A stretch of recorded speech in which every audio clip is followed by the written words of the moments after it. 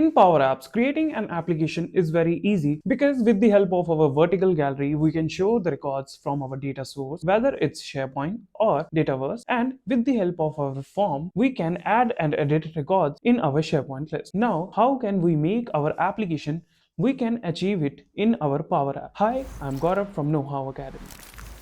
Now, the question arises how we can make more advancement in our existing Power Apps application. We can do this by making an editable grid in our Power Apps. Now, the benefit of an editable grid is that you can add, edit, update, and delete your record from the data source in a single screen without navigating here or there. So, it's a major advantage for any kind of user to use that kind of application that consists of an editable grid. Now, before moving further, let me tell you what we are going to learn in this video. In this video, we are going to create our editable grid in our Power App. We are going to perform our actions which are read, write, update, and delete in our editable grid. Also, we will implement the filtering in our editable grid. So, first of all, here we have our SharePoint list. I have named it student data. In the title column, I am storing the first name, and I have created the text type column last name. Then I have a choice type column which contain choices engineering, business, and general. Then we have our date type column which is enroll date, and final is our yes no type column which is active. And these two records I have created here. Now we will create our application. So first I will go to my Power Apps and I will create a new blank application. I will name it student data. Here in the screen one I will write students. Then I will insert a rectangle here. Then I will copy the same rectangle, paste again. Then I will add a text label, place in the middle. I will name it students. The font size will be 21. The font weight will be bold, color white. After that I will take a vertical gallery. Then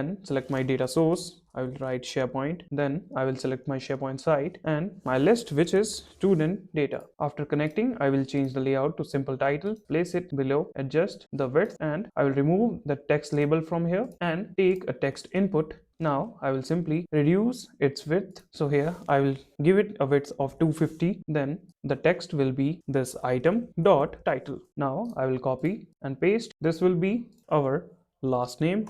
Then we need to show the stream. For that I will need a drop down. I will place it here. Then I will give it the same width which is 250, and in the item I will write choices students data dot stream, and in the default I will write this item dot stream dot value. After that we need a date picker to show the date, so I will select date picker here. Then similarly I will reduce the width to 250. Advanced section I will select default date which will be this item dot enroll date. I will reduce the arrow from here and add a checkbox for our active. So here I am taking a checkbox. I will drag it here. Then in the display I will remove the text. In the default I will write this item dot active. I will reduce the width and it's done. After previewing, I can simply change the text and the drop down. Now for saving the changes, first we will take a button. I will place it here. Here I have taken this button. I will name it update row. Now in the button I will write collect. I will name the collection which will be call grid, comma this item. Also we need an if condition. So for that I will write if, then open the bracket, if our lookup call grid comma id is equal to this item dot id. Then here in the lookup we need one more thing which is write is blank. After formatting I will write update if call grid comma id is equal to this item dot id. Then I will open the title will be, let me change the name of the label. So first this will be first txt, this will be last txt, this will be stream dd, then our enroll date picker dp, and our checkbox is active chk. Now here in our update if, the title will be first txt dot text, then our last name will be last txt dot text. After that drop down stream dd dot selected. After that date picker which is enroll date is equal to enroll dp dot selected date, and active will be active check dot value. After that I will close it. Now we don't need this button here for selecting, so I will simply in the visibility section hide our button, and here in our to text box I will search the OnChange, and OnChange I will select my button which will be update row. Also, if our drop down is selected, OnChange, here on change and on check, similarly on uncheck, and we will add another button. So first I will take a button, place it here, then I will name it save, and text will also be saved. Now in the advanced section I will create the patch request which will be patch student data. I will write show columns, then our call grid. Here I will show title, last name, stream, enroll date, active, and last, which is ID. After saving, I will notify record saved successfully. Notification type will be .success, and notification type will be success, and duration will be 2000 ms. Also, we want to refresh our gallery, so for that I will create a variable which will be set where reset false, then again set where reset to true. I will copy the variable where reset, and in our gallery I will write the filter condition by where reset. Now after previewing, we will edit the record here. If I change the name, and now if I go in my collection, here you can see one table row has been created. Now if I change this and preview, you can see the call grid has been selected is 2. So before saving, we need to do one more thing, which is clear our collection. So I will write clear, then our collection, which will be call grid. Now we will check it by clicking on save. When I click save, here we have gotten our message record saved successfully, and our list has been refreshed. Now to cross check, I will go to my list in my SharePoint and click on refresh. So here our names has been updated. Again, if I change the date and the active and click on save, then click on refresh again, so our record is being updated perfectly. We need to do one more thing. Now we have completed the update action. Let me add another one, which will be our delete. But before that, I will take an icon reload. I will place it here, and in our icon click, I will copy these action, paste here. Instead of notify, I will remove it. After removing notify, I will go back and preview to check our condition. So if I make a change here in our collection, we have one row, but when I click on refresh, this row has been removed. Now we need to add our delete. So I will search an icon trash, but before that I will click on my gallery.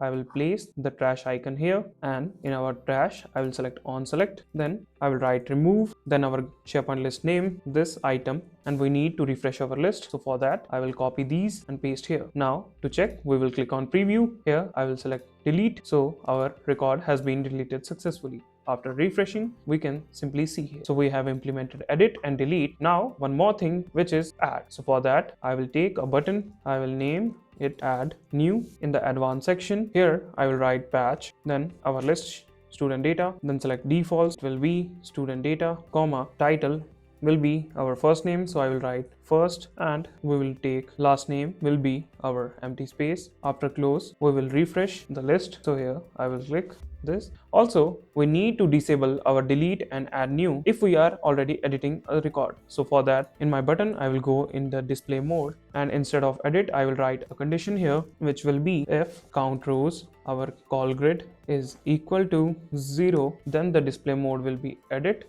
else the display mode will be disabled. Similarly, our button will be hidden, so in the visibility I will write if our call grid count rows is equal to 0. Now if I preview and change, here our conditions are working perfectly. After clicking save, I will check my add, so I will click add new. Now I will edit it and click on save. So this is how our ad is worked. Now the reason why we disable this button, because once we clicked add new and click add new here, so here we have created 2 records, then I will click here. After that I will click save. So this is how you can create your advanced editable grid in Power Apps. Now we need to do one more thing, which is adding a filter. So for adding a filter, I will write a drop down. In the items, I will create an array, which will first option will be all, second will be engineering, third will be our general, and after that will be our business. Now we need to add the filter condition here. For that, here in the filter I will add the filter condition if dropdown to.selected.value is equal to all, then this condition will work, else I will copy this filter and here I will write and stream dot value is equal to dropdown to dot selected dot value. After that, I will click on format and preview. So here our filter condition is working perfect. Now after making any change, we want to reset our dropdown. So for that, I will click here reset dropdown to, copy this here, paste. Now when I click on reset, our dropdown is reset, and after clicking the category,